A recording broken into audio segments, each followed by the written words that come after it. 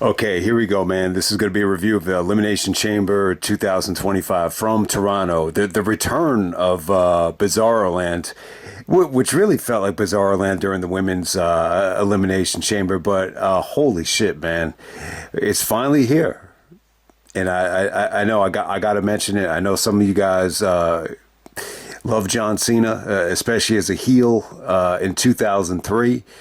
And finally, you know, we're back to Cena being a heel. All those discussions about Cena turning heel, you know, feeling like a waste of time because it's never going to happen. If it was ever going to happen, you know, this will be it. This is Cena's last year. And I mean, I wasn't expecting it to happen tonight. I mean, I thought about it possibly happening at WrestleMania, you know, kind of similar to the way Austin, you know, turned heel, you know, during the match. But man, I did not expect it to happen tonight in this, you know, they actually closed the show with, you know, Rock, Cena, and, or Rock, Cody, and then Cena's in the ring as well, you know, after winning the Elimination Chamber, and that's how it transpired. But I'll talk a little bit more about it once we get to that point. But man, it was awesome. I got to say, and you could just tell, like, by the way it's executed, this is gonna go very, very well, in my opinion. I just don't see how you could go wrong with this. I think Cena, very much like Austin, I think Cena is just engaging as a heel.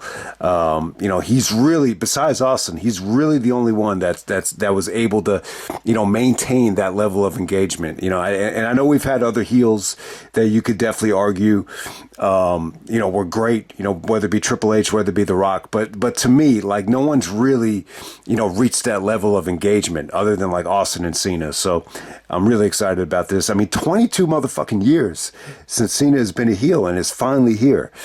All right, man. It was a shocking show. Just some of the booking here was just really, really out of the box. I would definitely say unique. I mean, and on top of that, you get to see the return of RKO, Randy Orton, which I didn't expect. I thought that came off great.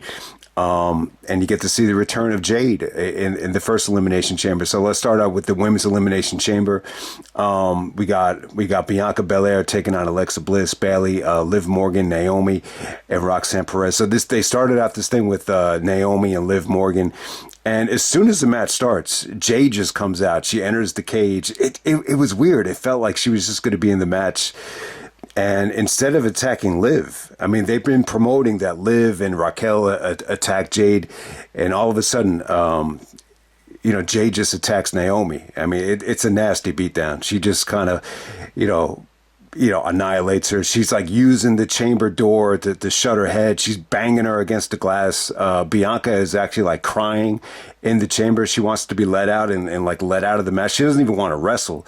And that's why I didn't think Bianca was going to win this thing. I thought she was going to be too like consumed with the Jade situation. But, you know, surprisingly, Bianca actually wins. And I think that's the right call. I think Bianca and Rhea, it's a hell of a match. I mean, it looks like it might be a triple threat. You know, we'll see. But no matter what, I like Bianca breaking away from the tag team scene. I just think that the tag team division with Bianca and Naomi, I think it was very cookie cutter. I think that's the best way to describe it.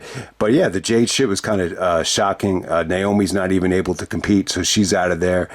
Yeah, I mean, I thought this was good though, man. It was physical. This had to be one of the best women's elimination chambers in quite some time. You know, definitely one of the best of the decade. I would easily say this blows away some of the more recent ones, especially the one in Saudi Arabia.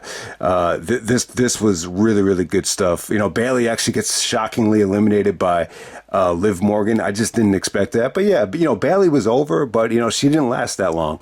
Roxanne Perez, I thought she was awesome. You know, she put up a hell of a fight. Even Alexa Bliss, you know, had some good moments. Like, she wrestled this chamber match much better than the last one she was in. It was just more engaging. Yeah, she actually busted out the Twisted Bliss. But yeah, you know, I'm thinking about it. Alexis had some good moments in the chamber. That one chamber match where she cut the promo after the match was over, I think that was like 2018, maybe. I mean, she's definitely had some good moments. But yeah, she was good tonight, you know, and you know, this thing ended up coming down to Bianca and Liv Morgan. You know, beautiful stuff. I mean, Jesus Christ. I mean, whoever put this together did a good job, because I just feel like, you know, some of these transitions into the kiss of death from the the Liberation, which is beautiful. I mean, just an awesome ending. So Bianca goes over, which is definitely the right call. I mean, she is an awesome wrestler. She is Mrs. WrestleMania, as I like to call her. And yeah, I mean, her and Rhea will be a fresh matchup. Even if it's a triple threat, that triple threat should be amazing. So we're going to move on to Tiffany Stratton and Trish Stratus taking on Nia Jax and Candice LeRae. Definitely the weakest match of the night. This just felt like it was just kind of there. I think at the highlight is just going to be Trish. I mean, you could just definitely argue that, Trish probably wore the hottest, piece of ring gear she's ever wore. I know a lot of the perverts are going to have fun with this one. I mean, it was almost like she was wearing like white yoga pants. I mean, I didn't look that closely, but I'm assuming you could see a thong, through the white yoga. It looked like white yoga pants. The tights that she was wearing. And yeah, I mean, Trish was good here. The highlight from her was the Bulldog. I believe it was on Nia Jax off the top rope. And, this is all about just setting up the Tiffany hot tag. Fans are actually chanting, "We want Tiffany." So it's cool. I like the idea. I like Trish's reasoning in terms of tagging with Tiff. I think it makes sense. She was talking about the preconceived notions that people have when, you see women that look like that and you just don't expect much. But when you see them actually, over deliver like Tiffany has done, even going back to NXT, it's like, holy shit, these girls can really go. So I like Trish's reasoning behind it. And it was cool. It was definitely a fun match. Doesn't have any replay value, but definitely check it out. It was cool to see Trish back in Toronto for a lot of different reasons, obviously. But hey, we're going to move on to the unsanctioned match. We got Kevin Owens and Sami Zayn. Holy shit, man. Awesome match. This was an awesome show. I didn't even realize it until the show was over. I'm like, man, this is a pretty damn good show. But Kevin and Sami, is it their best match? I would definitely say you could argue that it was by far, it felt like their biggest match in the WWE to date. I think that's the friendliest way to say it.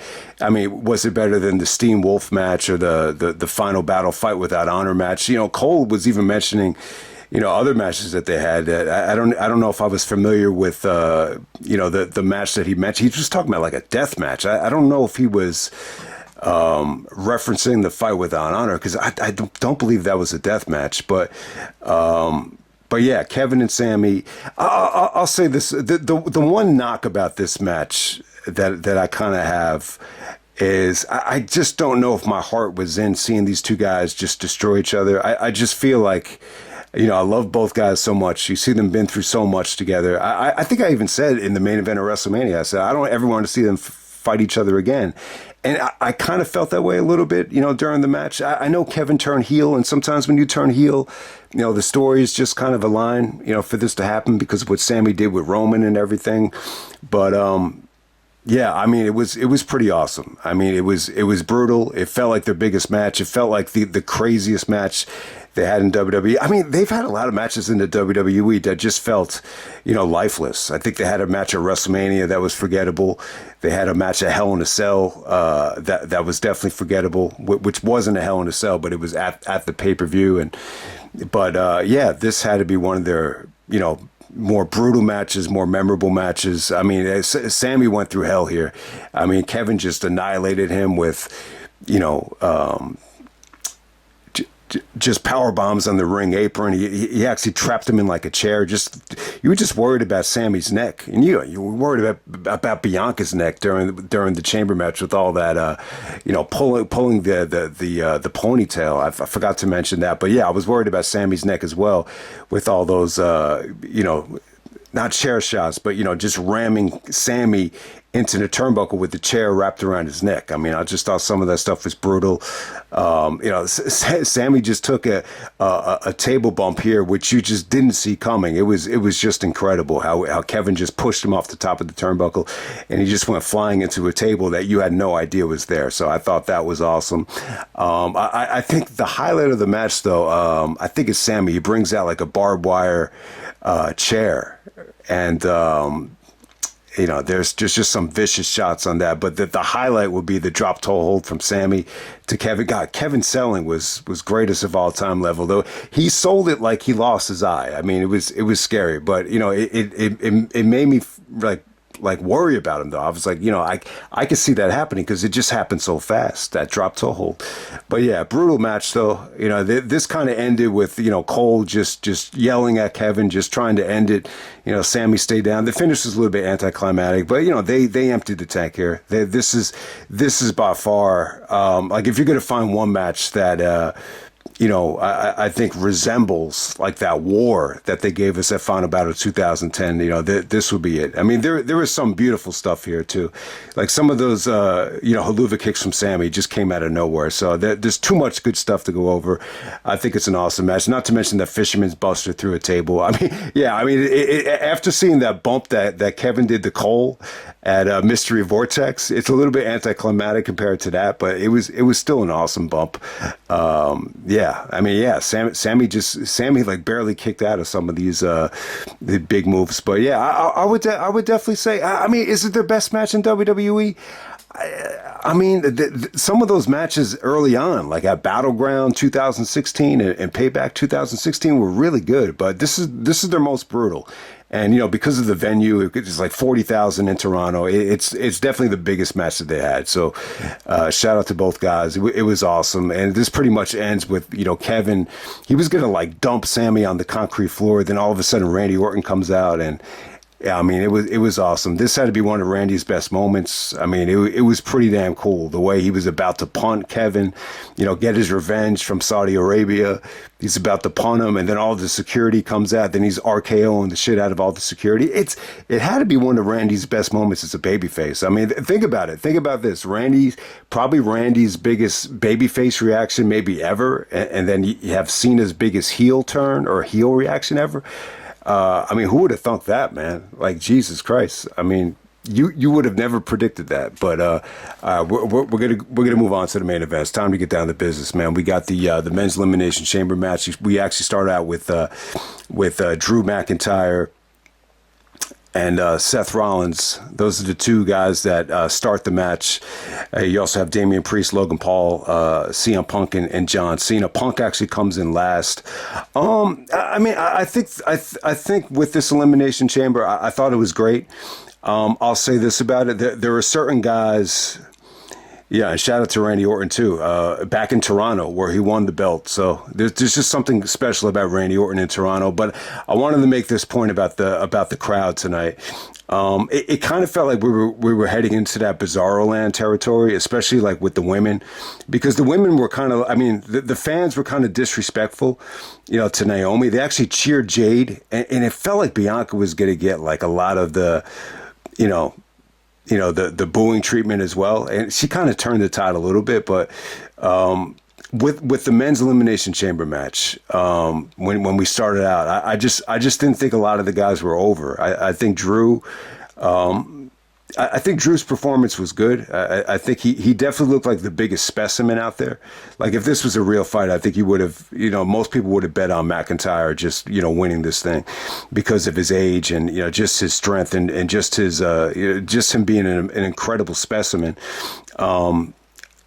So when the match started though between McIntyre and Rollins, I just didn't think the fans were that into it. And when Priest came in, it was just kind of a nonchalant reaction. I don't know if maybe it's a little bit too late in the show for him, but I just didn't think the combination of Rollins, Priest, and McIntyre, had a lot of juice to it. I mean, the only guys that kind of brought life to this match were Punk and Cena. I mean, Logan actually got a lot of heat. I thought it was a spectacular performance from Logan. I mean, he busted out some great things, whether it be the frog splash on the top of the chamber. He actually did a gut-wrench suplex to Priest, which actually got a "You Still Suck" chant, which is actually a compliment because it means it was a cool move. But, fans are chanting "You Still Suck" because, Logan just got a ton of heat out there. I think some of his mic skills, Punk even called him boring on the mic. It's just, he's a little bit disappointing, considering he's such a YouTube sensation that he's a little bit flat on the mic, in my opinion. But his performance tonight was awesome. I think he made for a great heel. I thought he was exciting. And, eventually, Punk gets his revenge and hits to go to sleep on Paul. But yeah, I mean, you definitely had some fun stuff in the beginning here. But to be honest with you, man, I think the story of the match was Punk. I think the way they booked this match, it made Punk look really strong for WrestleMania. He must have kicked out of a million FUs. He kicked out of curb stomps. He kicked out of, just everything. I mean, he put up the fight of a lifetime. The chemistry between Punk and Cena, I thought was awesome, and it's really really interesting when you see how Cena, wrestled this match. It looked like he was, and it makes sense now.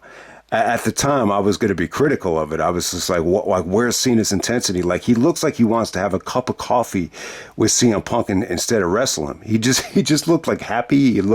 He just didn't have that edge to him. But when you see how the main event, when you see how the show ends, it made all the sense in the world. Like, it's like Cena's acting job here was incredible. This might have been the best acting performance of his life. But yeah, like I said, guys, I think Punk had a great, showing here. I just thought he was awesome.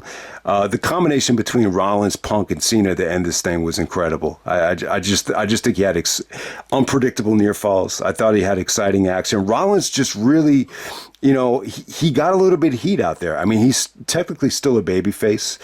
But yeah, anytime he broke up, a Cena Punk, brawl, the fans kind of let him have it. So, the McIntyre Priest stuff was definitely interesting. I forgot to mention that, Priest actually eliminated, McIntyre again, just like he did at the Rumble, and then McIntyre basically snapped. So, just wanted to mention that. I know, kind of backtracking there, but yeah, Rollins actually does turn heel. I would assume this is going to lead to a heel turn. The way he snapped at the Rumble, he snaps here. His sole motivation was just to keep Punk from main eventing WrestleMania, and he got the job done. He's able to curb stomp Punk just out of nowhere after he's already eliminated. Rollins actually gets eliminated by Punk, so that's two go to sleeps, including the Netflix one. And but you don't see Rollins coming. He gives him the curb stomp, and Cena's able to make him tap out with the STFU, but Punk basically passes out. So I don't think Punk is upset here. The way they booked this match, I mean, they made him look really strong. And the way the show ended with Cena, turning heel. This is a huge moment. This is going to go down, very similar to the Bash at the Beach as a historic, must see moment. But on to the the last segment here, the main event, and this is. Just watch the last segment here. It's something to see. I thought it was great. Cody's use of the F word, maybe the most meaningful use of the word fuck I think I've ever heard. So let's break it down here. So, after Cena wins this thing, he's celebrating in the ring. Cody comes out. Cody and Cena are celebrating. Very similar to the way Cody and Brock were celebrating a couple years ago, where Brock is kind of putting on an act. It's very similar to that. And then The Rock comes out with Travis Scott. So this is my biggest gripe with this whole ending segment. So I get it. Travis Scott has this WrestleMania theme. It's also the Gatorade theme for the Jason Tatum commercial. It's cool. It's cool music, but I don't really hear any rapping to it. And, why would you have a rapper out there in the main event in this segment? It just didn't make a lot of sense to me. The only way I would have done something like this is if maybe Biggie or Tupac came back from the dead. That's the only way I would do that. And you guys know I'm a rap fan, but I don't get the point of having a rapper out there for such a serious segment. I have no idea why. Maybe Cena was pushing for it. Maybe The Rock was cool with it. Maybe he's boys with Travis Scott. I don't even, I sadly, guys, I don't even really know a lot about Travis Scott. I don't think I've ever listened to him. I know a lot of people gave me shit, for leaving his albums off of the year-end list, but I just never really got into him. But I found it baffling that he was out there. I just thought, this easily could have been the greatest segment of all time. That's the only thing I would have changed about it. I just thought it was such an amazing segment. I thought Rock was great, even though Rock didn't say much. I just think the Rock's demeanor, was total, boss and total control. I thought he was great. And I think the video package that they showed with The Rock's success and all the movies and just hyping him up as this fucking like God, I thought it actually helped, for this segment, to believe it or not. But yeah, after Cody says, go fuck yourself, Cena actually gives Cody like a hug. And then you see Cena's demeanor totally change. It's very, very, very reminiscent of Christopher Reeve's, amazing performance in Superman 3, where you could, where the discrepancy between, good Cena and evil Cena is just night and day. It's crazy. And, Christopher Reeve, rest in peace to him. Rest in peace to Gene Hackman as well. Man, like that's what it reminded me of. It felt like evil John Cena here. I mean, for the first time since 2003, you got it, and I loved it. I thought it was great. The beatdown on Cody was incredible. You had the Rock whipping him with the belt. Man, it was bloody as hell. I mean, he had a huge scar on his face. It was something to see. How did the fans really react? I mean, there was some "you sold out" chants, and definitely I thought about this happening at WrestleMania, but I'd never in a million years that I think it was going to happen tonight. I don't know why, but it makes all the sense in the world. What this really reminds me of that WrestleMania kickoff that they did last year, with Roman, Rock, Cody, and Seth. I mean, that you remember that was awesome, but this is going to take it into another level. To see Rock and Cena together like this, it's kind of weird. I think sometimes it does make sense when you're talking about Rock and Cena. They're both, and I know they both have great reputations of being great guys and everything. But when you look at it, man, they're both, very selfish in good ways. I would definitely say that. So it does make sense when you look at the success of both guys in terms of wrestling, in terms of movies. I mean, really, Cena's pretty much the closest thing to The Rock. So it does make sense in that regard.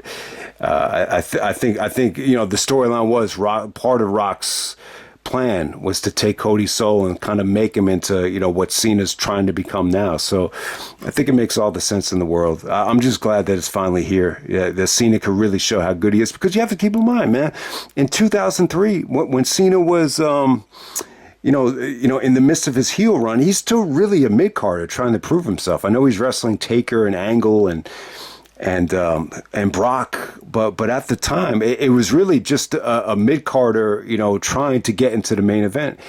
In this situation, he's a legend and he's already kind of proven himself. But at the same time, he's never really had a chance to run as a heel in the main event. And I love Cena as a heel. Now, I mean, am I expecting him to rap like he did in 2003? Hey, look, if Travis Scott is out there to kind of endorse that, then I'm cool with it, because I think Cena in a battle rap form is must see TV. But I'm sure you're going to get a little bit of both. But it should be awesome, man. I mean, this should be a hell of a ride to WrestleMania. I'm just so fucking excited. I mean, this is what I'm talking about, man. This is a motherfucking business, and you want the business to be engaging. And heels, bad guys, they drive storylines. They drive good movies. And I know Sylvester Stallone. He will be like the John Cena of movies or acting. Because he never wanted to be a bad guy. And he never wanted to kill off the hero. But the one thing about, Stallone movies is he had incredible, villains to play off of, whether it be Drago, whether it be Mr. T, whether it be Carl Weathers, whether it be Brian Dennehy, whether it be Wesley Snipes. I mean, the list goes on. But, you need villains to drive to drive, cinema, to drive storyline. So I'm just really, really happy about this. And it's coming when there's no Vince McMahon, so you could put the pieces of the puzzle together. I think Vince, never recovered after, turning Austin heel. But I was kind of thinking about, Austin's heel turn, just the way it was executed. I think when you compare this to WrestleMania 17, in terms of, trying to get Cena like heat or trying to get Austin heat, like this blows away, like actually trying to get, heat compared to what they did with Austin at WrestleMania, where you just didn't really feel the heat. But I think the biggest, the biggest problem with Austin's heel turn, coming from Austin's point of view, is he just didn't feel like he had, the attractions to work with. Maybe that is true. I mean, Rock is in Hollywood, Triple H is hurt, I could see that. For as much talent as you still had there, you were still missing a lot. But, in this situation, Cena has Cody. Cena has Roman. He's got so many. I think he's got a lot to work with. So you can't use that as an excuse. I just think this is going to work. I think it's going to be beautiful. I think it's going to be great. I think Cena's performance was pretty good tonight. I mean, he looks a little bit old. He looks a little bit white. He looks a little bit bald. But I thought the chemistry between him and Punk, was pretty damn awesome. I think the chamber match was good, but I think it's gonna be overshadowed though. I think it was a great chamber match. I think the idea of Punk, being relentless to not let this WrestleMania dream slip away, was definitely a good story. But you have to wonder now, like, how is that favor going to be cashed in? I just think I think the favor. I don't think Roman's going to be at WrestleMania now. I'm like, where does Roman really fit in all this? I don't know if he's going to be at WrestleMania. I just don't see it happening now. But I think the favor would be. I think Punk is going to ask for Heyman to be in his corner at WrestleMania. I just think that's probably the favor. You kind of knew the favor was going to come into play, somehow. I just didn't think it would, resort to Punk not main eventing WrestleMania. It's probably never going to happen now, but who knows? I hope you guys enjoyed the video. I think it was an awesome show. I was really happy with it. I think it was a great show. I don't see how you could be disappointed by it.